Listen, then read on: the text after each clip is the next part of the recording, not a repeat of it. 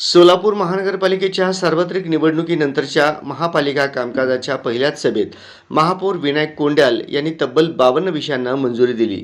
अनेक मुद्द्यांवर विरोधकांना नामोहरम करत सर्वांशी समन्वय साधून महापौर विनायक कोंड्याल यांनी आपल्या प्रशासकीय कामकाजाची चुणूक दाखवली.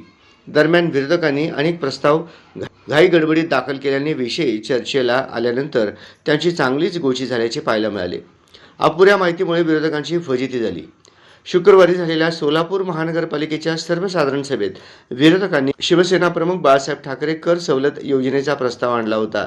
हा विषय चर्चेला येताच परंतु सत्ताधारी भारतीय जनता पार्टीच्या नगरसेवकांनी यांनी ही योजना भाजपा सत्तेत असताना 2019 पासूनच लागू असल्याचे निदर्शनास आणून दिले. तसेच या योजनेचा लाभ वीरपत्नी, स्वातंत्र्य सैनिक अशा घटकातील 750 कुटुंबे घेत असल्याचेही सांगितले. विरोधकांमध्ये ज्येष्ठ नगरसेवक असूनही विरोधकांनी अपुऱ्या माहितीच्या आधारावर प्रस्ताव आणल्यामुळे सभेत विरोधकांची पुरती फजिती झाली. कर थकबाकीदारांनी 31 मार्चपूर्वी कर भरल्यास त्यांना सोलापूर महानगरपालिकेकडून शास्ती फीमध्ये 50% सवलत जाहीर करण्यात आली होती.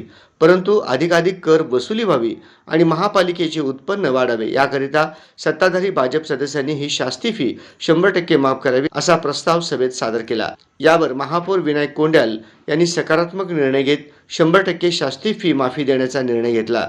यातून कर वसुली मोठ्या प्रमाणात होणार असून महापालिकेच्या उत्पन्नात भर पडणार आहे असे महापौर विनायक कोंड्याल यांनी सांगितले.